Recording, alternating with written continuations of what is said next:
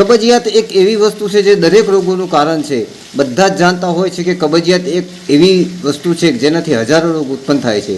હું આજે આપને કબજિયાત દૂર કરવાનો સરસ મજાનો પ્રયોગ બતાવવા જઈ રહ્યો છું. હરડેનું નામ તો બધાએ સાંભળ્યું જ હશે, પણ હું હરડે નહીં પણ હિમેજ વિશે વાત કરવા જઈ રહ્યો છું. જે આ રીતની હોય, કાળા કલરની, નાની નાની. મોટી હોય એને હરડે કહેવાય, નાની હોય એને હિમેજ કહેવાય.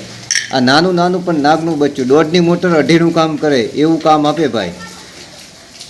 ગમે તેવી જૂની કબજિયાત હોય, હિમેજને 4-5 હિમેજ લઈ લેવી, તેને વાટીને પાવડર કરી નાખો અને સવારમાં નરના કોઠે આની ફાંકી લઈ લેવી ગુનગુના પાણી સાથે.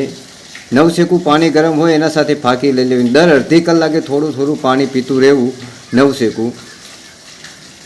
વધીને કલાક 1.5 કલાકની અંદર પેટમાં ઝીણું ઝીણું દુખાવો થશે અને 2 થી 3 વાર ઝાડે જવું પડશે, સંડાસ જવું પડશે. પેટ એકદમ સાફ થઈ જશે. ગમે તેવી જૂની કબજિયાત હોય, ગમે તેવો જામેલો મળ હોય, બધું નીકળી જશે અને છેલ્લે જે કફ હશે એ પણ નીકળવાનું ચાલુ થશે. 2 થી 3 વારની અંદર ઝાડા બંધ થઈ જાય છે ને પેટ એકદમ સાફ થઈ જશે. 2 થી 3 વાર જવું પડશે. આ એવો અક્ષર પ્રયોગ છે કે આનો પ્રયોગ મેં ખુદ કરેલો છે. અને આ પ્રયોગની વાત કરું તો મારા જ ઘરમાં મારા પપ્પાને પડી ગયા હતા અને પગનું ફ્રેક્ચર થયેલું. તારે એમને ઓપરેશનની જરૂર પડી, જેના હિસાબે 2-3 દવાખાના કોઈ કારણવશ ફરવું પડ્યું હતું.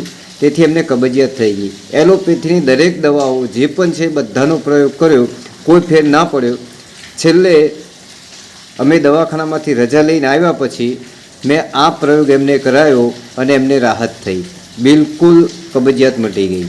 તો આ એવો જોરદાર પ્રયોગ છે, આ કર્યા જેવો છે.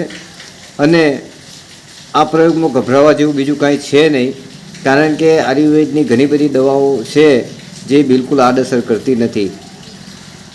બીજા નંબરમાં કે જ્યારે કાયમી માટે કબજિયાત થતી હોય તો એ લોકોએ રાત્રે સૂતી વખતે 1 હિમેજ લઈ ચાવી જવું, થોડી વાર મોઢામાં રાખશો એટલે નરમ પડી જશે, અથવા પાવડર બનાવીને પણ લઈ શકાય, જેથી કબજિયાતની તકલીફ થશે નહીં. હરસમસા થવાનું ક્યાંક કબજિયાત જ હોય છે. જે પણ લોકોને હરસમસા થતા હોય તો એમને કબજિયાતની તકલીફ હોય ને હોય, થઈ જ હોય. એટલે આમ તો બધા જ જાણે છે અને બધાએ કહ્યું પણ છે કે હજારો રોગ ઉત્પન્ન થાય કબજિયાતથી. તો કબજિયાત દૂર કરવા માટેનો આ અક્ષર પ્રયોગ છે અને આનો પ્રયોગ કર્યા જેવો છે.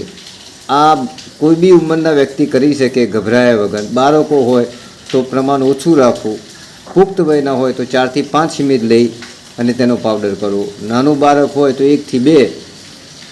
સારો લાગ્યો હોય તો શેર કરો, લાઈક કરો, કોમેન્ટ કરો અને બીજાને શેર કરશો તો બીજાને વિડીયો પહોંચશે, જેથી બીજા લોકો પણ ફાયદો લઈ શકે. જય હિન્દ, ધન્યવાદ, હર હર મહાદેવ.